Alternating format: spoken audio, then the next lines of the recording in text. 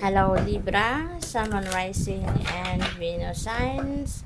Kamusta kayo? Sana po'y nasa mabuti kayong kalagayan. Welcome back po sa Star Tarot. At kung bago kayo rito, welcome din po kayo. Please subscribe, like, share my videos, and leave me a comment kung naka-resonate kayo. Thank you. So, first message ni Universe sa inyo, we have the Princess of Winter.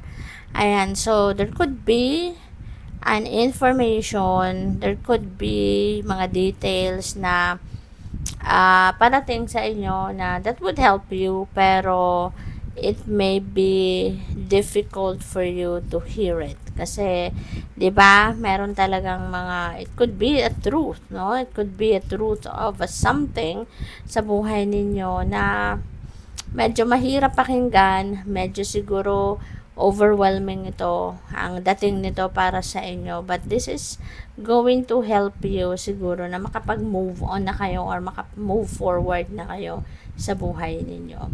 It may be difficult for you to hear it, pero ito yung makakatulong sa'yo para umusad na kayo sa buhay.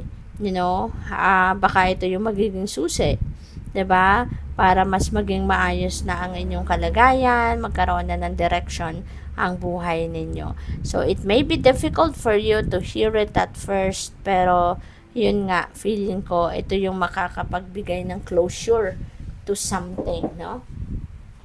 Sa buhay ninyo. Kaya, ayan. So, what else? We have Four of Winter. Set aside your concerns for now. You can make a decision later. Solutions that come from meditation, the need for more sleep or a vacation. So, isang tabi mo muna kung ano man itong mga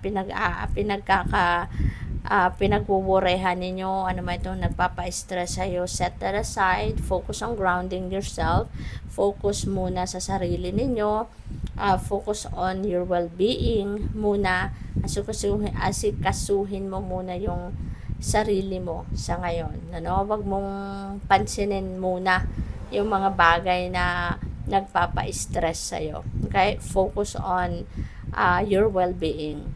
Alright? Focus on what is going to bring you goodness, no? Sa pakiramdam para makarelax kayo. Yung ganon.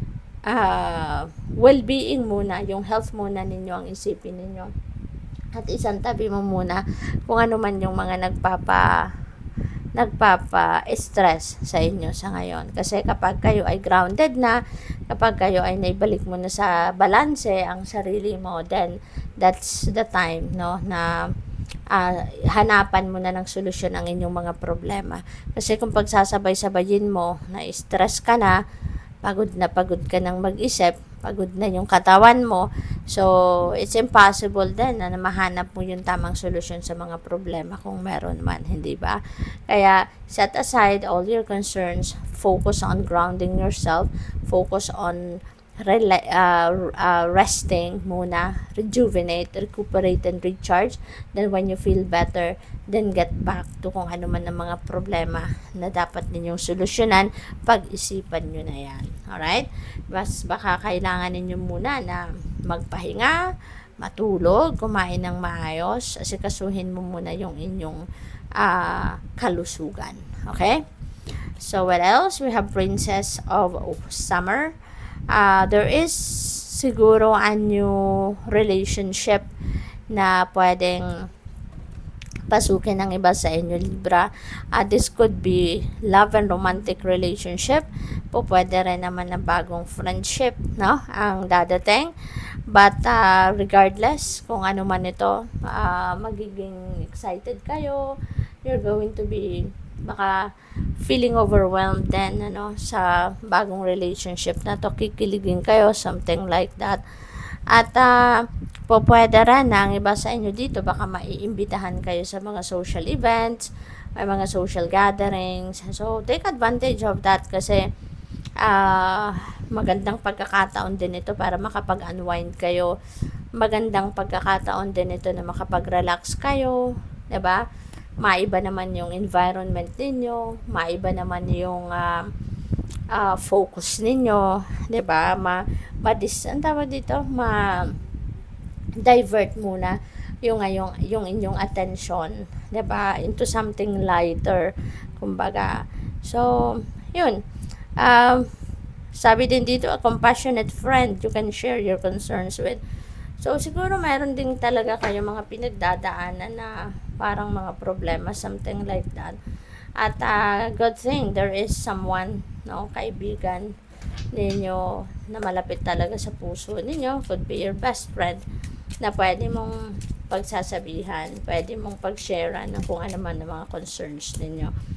And by the way, Libra, before I go on, hi muna and shoutout sa ating beloved channel member na si At Maria Yui 3981. Maraming salamat po for your support sa ating channel.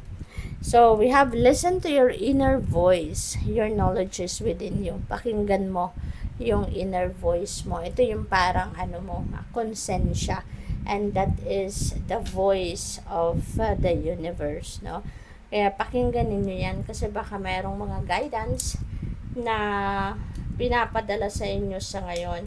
That could be sagot sa dasal mo, baka naghihingi ka ng gabay, baka ikaw ay humihingi ng gabay, baka ikaw ay humihingi ng clear direction, mga ganon, no? Guidance. Kaya pakinggan ninyo ito. Alright? So, tignan natin kung ano pa ang mga messages. We have the signs you are receiving are messages from your angels. Okay? So, kung ano man itong mga signs na napipick up ninyo, nakikita ninyo, those are messages from your angels. And siguro, alam nyo na kung anong ibig sabihin ng mga signs na yan. Kasi, yung mga signs na binibigay sa atin ng mga angels natin, halos yun at yun din, no? Yung ginagamit nila mga symbols para maghatid sa atin ng mensahe, no? Kaya pero kung hindi rin ninyo sure kung anong ibig sabihin ng mga signs or symbols na yan na nakikita ninyo, then makakatulong ang Google sa inyo, no? I-Google ninyo yan, i-search ninyo kung ano yung spiritual meaning ng mga elements na nakikita ninyo, na sa tingin ninyo yun ay mensahe sa iyo ng mga angels ninyo. So, final message ninyo, you are never alone. Believe. Okay? Magtiwala ka na hindi ka nag-iisa. No? Even sa physical realm, 'di ba? Dito nga, meron kang kaibigan, compassionate friend na pwede mong pag-share ng mga concerns mo sa buhay, pwede mong pagkwentuhan ng mga pinagdadaanan mo, 'di ba? Sa spirit realm, ang dami mong kasangga. Nandiyan ang Panginoon, nandiyan ang mga guardian angels ninyo, yung mga angels, yung spirit guides ninyo, ancestors, loved ones ninyo na nag-passed on the other side. So, ang dami mong kasangga, ang dami mong pwedeng kausap, ang dami mong pwedeng mahingian ng tulong. Kaya huwag kang matakot, huwag kang mag-alala. Always remember that you are never alone. Okay? They are just a prayer away. Ang mga dito sa physical realm, mga kaibigan mo, kapamilya mo, they are just a text away. They are just a message away. They are just a DM away. Diba? So, you just need to reach out. Okay? Good luck to you. Thank you for watching. Love and light. Namaste.